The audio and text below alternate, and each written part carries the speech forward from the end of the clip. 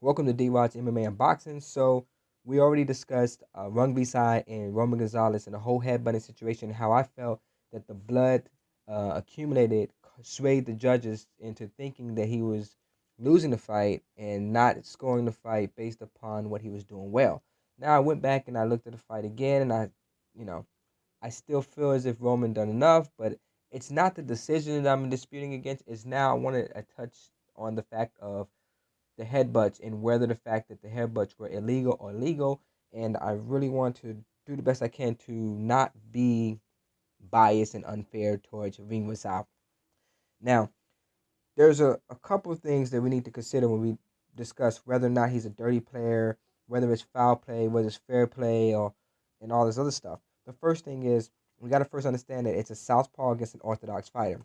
And usually when you have an unorthodox fighter, meaning someone who's fighting from their left hand stance against someone whose power hand is their right hand, what happens is the placement of feet become an issue. The just based upon the Ving Visao, who's a left-handed fighter, he wants to swing with his left hand, and that puts him on a straight line with Roman Gonzalez, who's a right-hand fighter, who also wants to throw his power hand, which is his right. It usually causes a head-on collision, and that's what causes sometimes the headbutts in this situation. Also, the feet position, meaning they run into each other a lot, and that happens quite often when you have those two different stances coming up against each other. The second thing to think of that we should consider is the school of thought. Now, it is taught by many places that keeping the head down is good for boxing. Number one, it prevents you from getting clean shots on the chin. It prevents you from getting clean shots on the face. It's also the last line of defense. Getting hit on top of the head is not as bad as getting hit on the temple or something like that.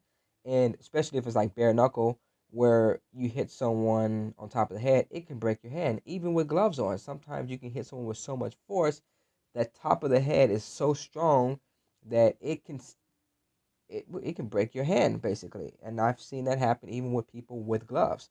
And so it is a school of thought, and it's taught a lot for inside fighters. You want to win the position, and you tell your fighters, hey, you keep your head down to protect yourself against headbutts, and you get your head on the inside of that person. You're fighting for the position, and the best way to win that position is to dominate with the head, to get the head in the right spot.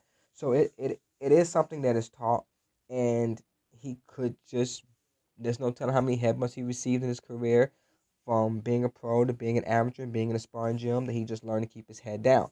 It that's I mean that's just to be honest with you. I'm being 100% honest with you. I believe it was a school of thought.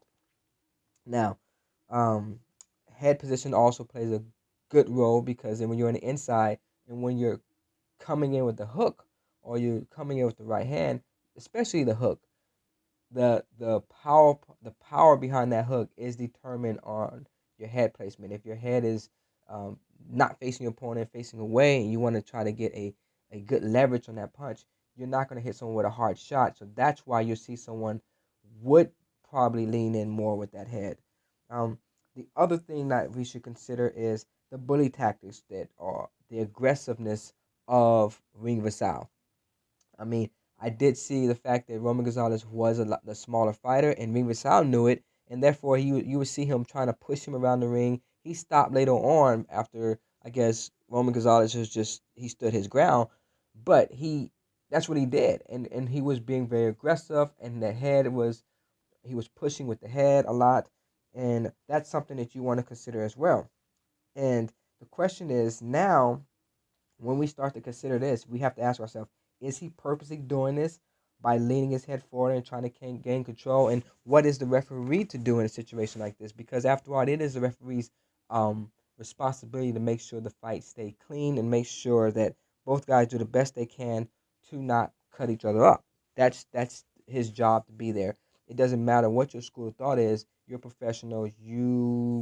That's just you should know better, as far as you should know the difference between um, trying to gain position and just coming in forward with your head and being reckless, and that's where it becomes very difficult for the official. Um, I feel as if the official didn't do enough because he would actually give Runvisai some warnings, and then Runvisai would just do it again. No, no, no, no, no. If I tell you to stop doing it once, then at that point we're gonna do a point deduction. Now, to address the whole point deduction, the point deduction came not because of the headbutts or all the other stuff. It came because Ring Visal then started to headbutt Gonzalez when he was at a disadvantage or when he was hurt. That's when it became an issue, and you would start to see him do that more in the later rounds, where that's when the headbutts would come. They weren't coming off of a pivot. They weren't coming when he was, aggressive or winning. In fact, when he was actually being aggressive and he was actually coming forward and landing good shots, he wasn't using the head as much, and he wasn't trying to hit with the head.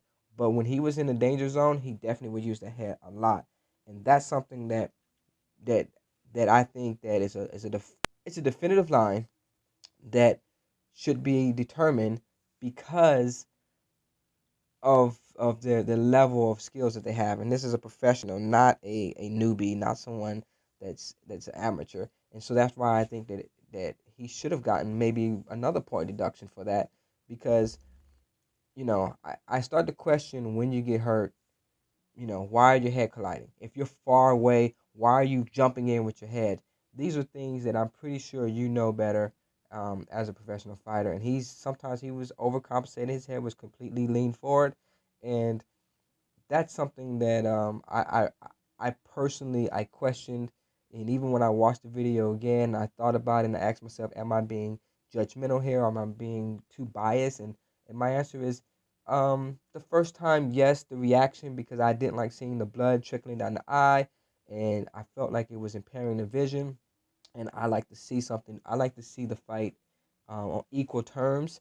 And I felt as if the damage being done was because of illegal headbutts, and I felt like the referee should have done a better job in taking care of it. I mean, the doctor didn't even come check the cuts out until the ninth round. That's an issue for me, because you went the entire fight with ever having a medical profession to take a look at the cuts. Um, and that's pretty much how it is. I do think that some of the headbutts was accidental because of the two different styles and because they're fighting head position. But then I also think that he knew exactly what he was doing, and he was basically taken advantage of. And Roman Gonzalez, he suffered for it. I believe getting headbutts. A lot of people never got headbutt before. I have. Getting headbutt, it sucks. A good headbutt can sting you. It can daze you. It can make it very difficult for you to fight, and make it very difficult for you to concentrate, because it is sometimes a headbutt is harder than a punch. I've seen someone actually get knocked out from a headbutt, whereas they took many blows to the head, very strong head, but one headbutt ended their entire fight. Um, but this is DROD'S MMA and Boxing. Y'all tell me what y'all think about the headbutting. You tell me whether it was intentional or was it not, and did the referee do a good job, and what should the referee have done differently to prevent these headbutts from reoccurring. If you like the video, um, hit like, and please subscribe to the channel.